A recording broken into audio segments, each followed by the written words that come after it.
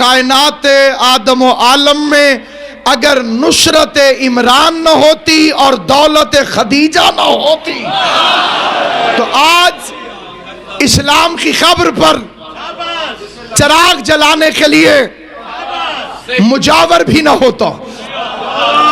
یہ مہربانی ہے اس مخدومہ کی کہ جس نے اپنی ساری دولت نبیوں کے سلطان کے قدموں میں نچھاور کر دی۔ کائنات اگر مل کر بھی اس کی دولت کی مدح سرائی کرے، اس فکرے سے زیادہ جامع فکرہ نہیں ہو سکتا۔ جہاں جہاں تک میری آواز جا رہی ہے، میں خدیجۃ الکبریٰ کی دولت کی سرحدیں ایک جملے کے اندر دکھانا چاہتا ہوں۔ جملہ ایک پڑھوں گا، جس کو زبان علی بادشاہ نے عطا فرمائی ہے۔ اگر بات انصاف کی ہو تو میرے ساتھ بولنا، انصاف نہ ہو تو بے شک چپ رہنا۔ پوری کائنات آدم و عالم میں فکرہ بھی ایک پڑھوں گا۔ حیرانگی کی بات یہ ہے کہ میں نے دعویٰ بہت بڑا کیا ہے کہ میں کائنات کی مخدومہ، طیبہ، طاہرہ، ملیکہ خدیجۃ الکبریٰ کی دولت کو اپنے ایک فکرے کے اندر بتانے لگا ہوں۔ جہاں جہاں تک میری آواز جا رہی ہے، محمد مصطفیٰ جیسا سید الانبیاء نبی جس کے پاس ملازمت کرتا ہو اسے خدیجۃ الکبریٰ بسم اللہ غور ہے یا نہیں؟ اب عالمین کا سلطان نبی جس مخدومہ کے پاس ملازمت کرتا ہوں، صورتحال علماء نے یہ لکھی ہے کہ ملیکۃ العرب، رئیسہ بطحہ، شہزادی کونین، حضرت خدیجۃ الکبریٰ کے مال کو عرب کے ڈاکو رستے میں لوٹ لیتے تھے۔ حیا کی دیوی ملکہ بطحہ سردار مکہ کی خدمت میں آئی، سر جھکا کے کہتی ہے والی عرب، اللہ نے تجھے مکے کی سرداری عطا فرمائی ہے، ہر گھر کا ذمہ دار تو ہے، ہر گھر کا محافظ تو ہے، سرداری تیرے پاس ہے، میں مکے کی تاجر ہوں، تاجروں کی حفاظت سرداروں کی ذمہ داری میں شامل ہوتی ہے، مہربانی فرما کر میرے اس مال کی حفاظت فرما۔ مسکرا کے نفس مطمئنہ کے دادے نے مطمئن ہو کر خدیجۃ الکبریٰ کے سر پہ شفقت کا ہاتھ رکھا، مسکرا کے فرمایا تو گھر جا، تیرا مال جانے، عمران کی حفاظت۔ بسم اللہ۔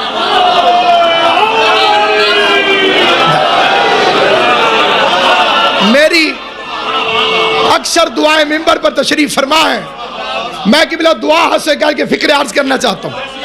اگلے دن رئیس عرب کی طرف سے اعلان ہوا، مکے والوں، عمران کے گھر تمہاری دعوت ہے۔ پورا مکہ اکٹھے ہو کے رزق بانٹنے والے کے باپ کے گھر اکٹھا ہو گیا۔ قسیم اور رزق کے باپ نے ساروں کو دودھ اور گوشت کھلایا۔ کھلانے کے بعد ایک عجیب و غریب فکرہ کہا جو مکے والوں کے لیے حیرت ناک تھا۔ ارشاد فرمان لگے، خدیجہ کے ساتھ کاروبار میں شراکت کرو گے؟ مکے والوں کو اپنی غربت پہ شرم آ گئی، گردن جھکا کے کہتے ہیں کہاں ہم، کہاں ملیکۃ و تجار، کیسے ممکن ہے اس کے ساتھ مل کر کاروبار کریں؟ عمران کی آواز آئی، اپنی غربت کو نہ دیکھو، خدیجہ کی سخاوت پر نظر کرو، جتنی اوقات ہے اتنا حصہ شامل کرو۔ ایک اونٹ دے جاؤ گے، جب قافلہ تجارت واپس آئے گا 5 اونٹ بھرا ہوا لدا ہوا مالوں سے 5 اونٹ واپس لے جانا، ایک گھوڑا لے جاؤ گے 5 گھوڑے لے جانا، ایک دمبی دے جاؤ گے 5 دمبیاں لے جانا۔ مطمئن ہو کہ ہر بندے نے، کسی نے مرغی جمع کرائی، کسی نے گھوڑا جمع کرایا، کسی نے اونٹنی جمع کرائی، کسی نے بکری جمع کرائی۔ خدیجۃ الکبریٰ کو ابھی تک فراست عمران کا یہ پہلو سمجھ نہیں آ رہا تھا، حیران ہو کے کہتی ہے سرکار آپ نے جتنا بھی منافع فرمایا ہے اس سے دگنا بھی کنیز دے دے گی، لیکن میری سمجھ میں آ نہیں رہا کہ ایسا کرنے سے میرا مال بچے گا کیسے؟ مطمئن عمران کی آواز آئی. ابھی جب دیکھتی جا کہ ہوتا کیا ہے، اگلے دن خدیجہ کا مال روانہ ہوا. جس نے ایک بکری بھی دی تھی وہ بھی تلوار لے کر پہرے دے رہا تھا، میرا مال جا رہا. جناب سیدہ آپ کو آباد و شاد رکھے. قافلہ گیا، منافع ملا، قافلہ واپس آیا. چھوٹی موٹی چوریوں سے خدیجہ الکبریٰ کو فرق کوئی نہیں پڑتا تھا، لیکن تاجرانہ ذہنیت کے مالک اس بات کو جانتے ہیں کہ تھوڑا سا نقصان بھی دل کو تکلیف پہنچاتا ہے. اس بار کوئی ایک اونٹ نہیں لوٹا گیا. خدیجہ الکبریٰ نہایت خوش ہوئی. خوش ہونے کے بعد خدیجہ الکبریٰ نے اپنی 500 کنیزوں کے ہاتھ میں ہیرے جواہرات کے تھال اٹھوائے. پورے منافع سے کئی گنا زیادہ ہاتھوں میں اٹھا کر سرکار عمران کے دروازے پر گئی. سرکار عمران نے اٹھ کر شریف سرداروں کی طرح استقبال کیا. شریف بیٹیوں کی طرح جھک کے خدیجہ نے ہاتھ جوڑے. سرکار آپ کی فراست کی وجہ سے میرے مال کو کوئی خطرہ نہیں ہوا. کنیز ہو کے آپ کی خدمت میں اجرت لے کر آئی ہوں. ادھر اجرت کا نام آیا، ادھر عمران کے چہرے کے رنگ تبدیل ہوئے. جلال میں آ کے فرمایا خدیجہ خدیجہ اجرت لے کے خدمت کرنا ہاشمیوں کا قانون نہیں ہے. بسم اللہ تیری خدمت کرنا، اجرت لے کے خدمت کرنا ہاشمیوں کا قانون نہیں. خدیجہ الکبریٰ نے گردن مزید جھکا دی. شرمسار لہجے میں عرض کرتی ہے کنیز نے بھی کچھ ایسی ہی طبیعت پائی ہے، مفت خدمت قبول نہیں کرتی. دو سرداروں کے درمیان گفتگو تھی. نتیجہ نکلا کہ یہ جو تو ہدیہ لے کر آئی ہے یہ غریبوں میں بانٹ دیتے ہیں. پیغمبر فرمانے لگے ایک کام میرا کر دے.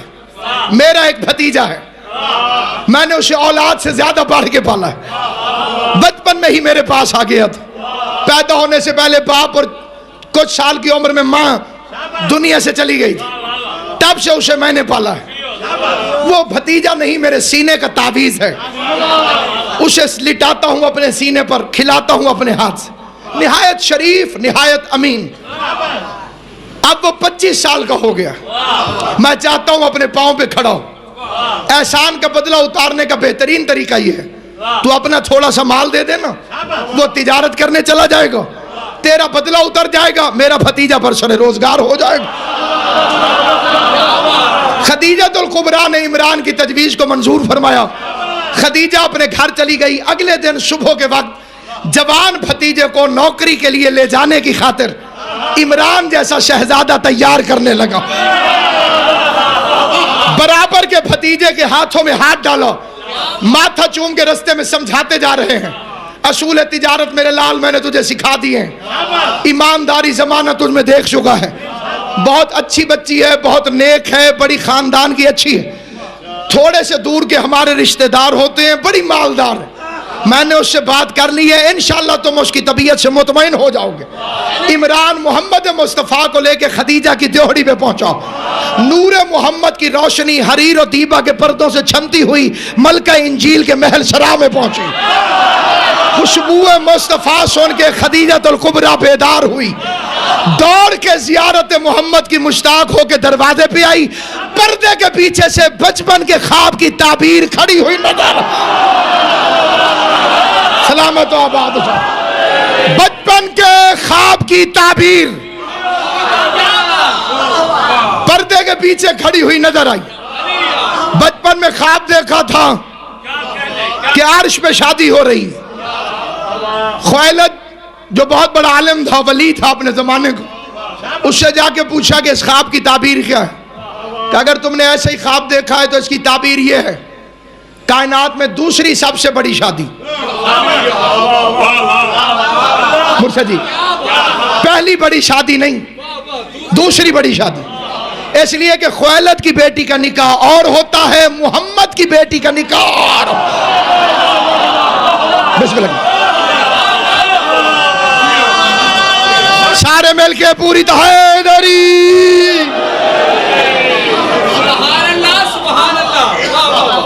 خدیجہ الکبریٰ سے حضرت عمران مخاطب ہوئے. کتنا کتنا مال بھجوا رہی ہو تجارت کے لیے؟ کہنے لگی جتنا موجود ہے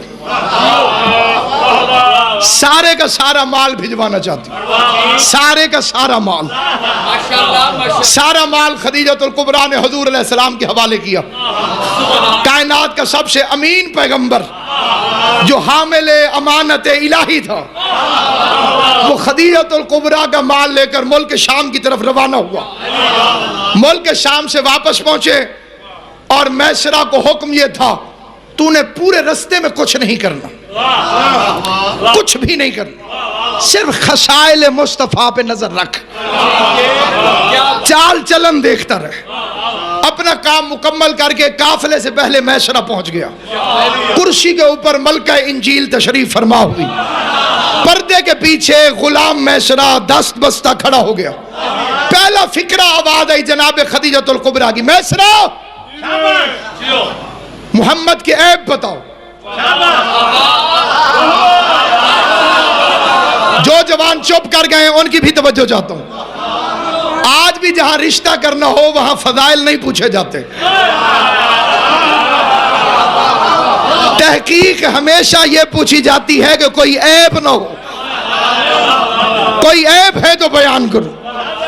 پہلا فکرہ جو اس کے منہ سے نکلا سیرت ابن ہشام میں ہے۔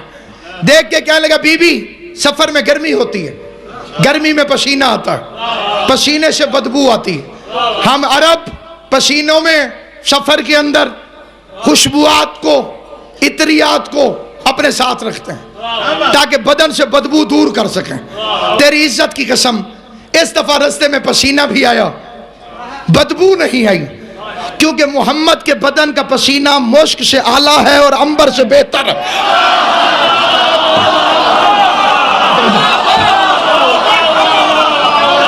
اور کائنات آدم و عالم میں اللہ نے اگر کوئی بے عیب ہستی بنائی ہے تو وہ ذات والی صفات اسی کی ہے۔ خدیجۃ الکبریٰ کے چہرے پہ شرم و حیا کے بادل پہلے ہی چھائے ہوئے تھے، اور اب ایک مرتبہ گردن جھکا کے کہتی ہے میسرہ میرا ایک کام کر، میرا رشتہ لے کر جاؤ۔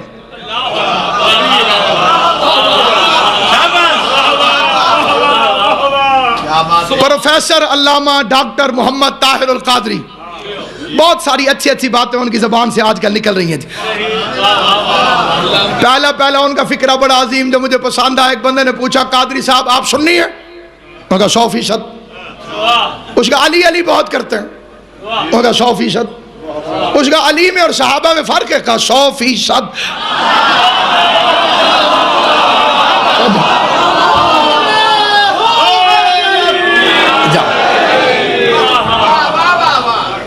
بسم اللہ کرنا، علی میں اور باقی صحابہ میں کوئی فرق ہے؟ انہوں نے کہا جی 100%۔ مرید بھی بڑا تیز تھا، اسے کہا کوئی ایک فرق ثابت کریں۔ علی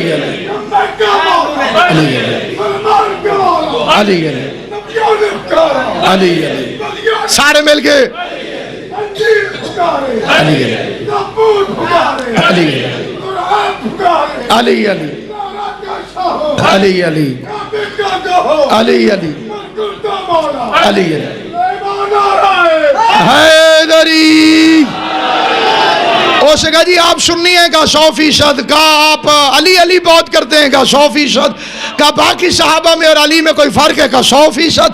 کہا کوئی ایک فرق بتاؤ گا؟ تیری سمجھ میں نہیں آیا، باقی ایسے خلیفہ بنے، علی ایسے خلیفہ بنا۔ انہوں نے اپنی کتاب میں الدرۃ البیضاء میں پوری بحث کی ہے اس موضوع کے اوپر کہ رشتہ کس نے بھیجا، مصطفیٰ نے بھیجا یا خدیجۃ الکبریٰ نے بھیجا؟ فرماتے ہیں اگر رشتہ بھیج دے محمد مصطفیٰ تو ذہنیت رسول مشکوک ہو جاتی۔ توجہ ہے یا نہیں؟ آپ نیاز مولا ذرا جا کے جہاں جاتا شکر۔ اگر رشتہ بھیج دے مرشد، اگر رشتہ بھیج دے حضرت محمد مصطفیٰ تو ذہنیت مصطفیٰ مشکوک ہو جاتی۔ دنیا کہتی دولت کے لالچ میں محمد نے رشتہ بھیجا ہے. کائنات آدم و عالم کی پہلی اور آخری شریف خاتون ہے خدیجۃ الکبریٰ کے جس نے اپنا رشتہ حضرت محمد مصطفیٰ کو بذات خود بھیج کر عورت کا ناز بھی توڑا, عورت کا ناز بھی توڑا, عورت کا انداز بھی بدلا.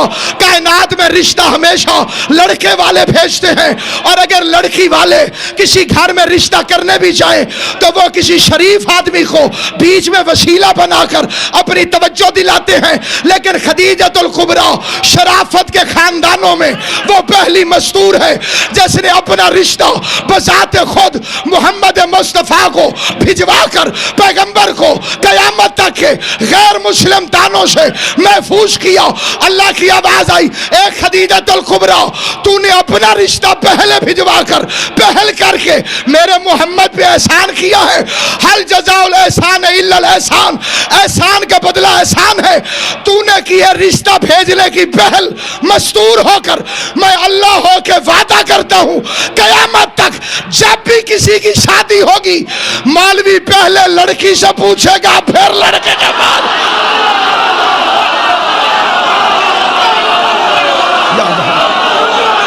بسم اللہ.